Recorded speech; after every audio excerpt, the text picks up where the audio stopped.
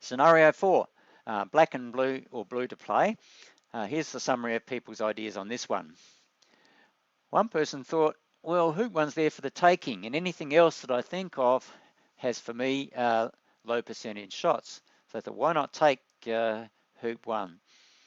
So simple roquet, knocking blue a little bit beyond the hoop so you can get a clear takeoff to get in hoop running position, run your hoop, hoop one made. Simple roquet, and there we go. Two options from there. One, to try and set up a 3-ball break, promote blue to hoop 4, split shot getting black in position to rush yellow to make hoop 2.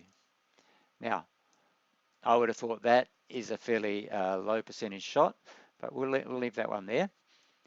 The other idea was that once you've made the hoop, you've roqueted blue, to roll both balls towards hoop 2 and then set up.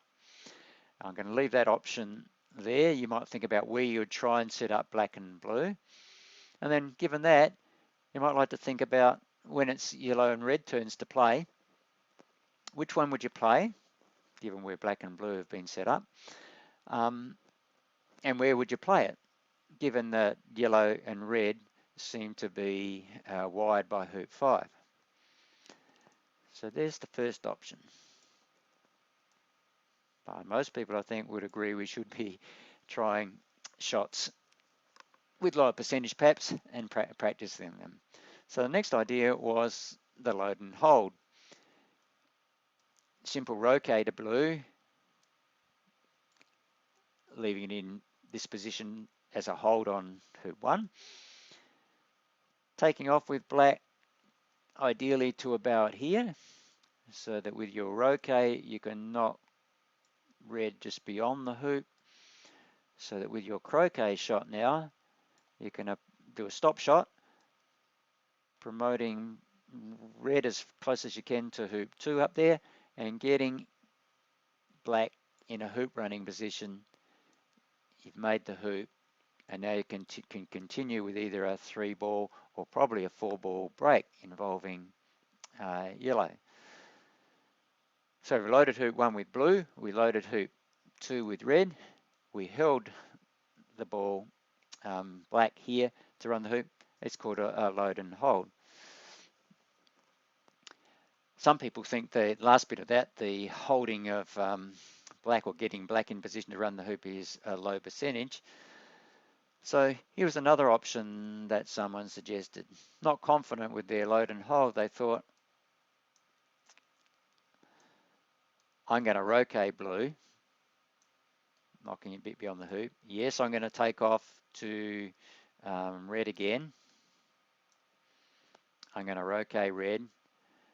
But this time, rather than a stop shot, I'm going to take off because I'm more confident with my takeoff shot to get in a position, to get in hoop running position, run the hoop, and continue from there. Now you might say, well, that's no different than making the hoop in the first place. You've just made it harder. Well, no, the person thought that, hey, given now they've promoted blue over here, to run the hoop with good skill or with luck, they might end up with the balls in this position here. They've made hoop 1 and run through to here. Why is that different? Because then they thought, then I can rush blue to this boundary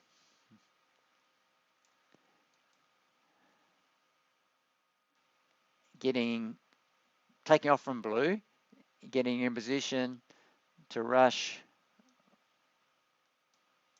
red over to here.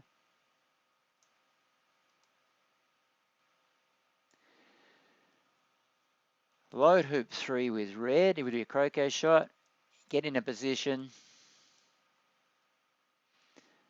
to rush yellow to hoop 2, and you've set up a 3-ball break. So there was another idea. There was only one person who chose to play blue, And that looked like quite a reasonable option, the way they described it. Doing black in this position, they thought, why not rush black to load hoop 4? Take off from black, maybe tidying up the position of black, to get in a position to rush yellow to the north side of hoop 3. Hoop approach, run your hoop, and you set up a 3-ball break. So there's a summary of the options that people came up for scenario 4.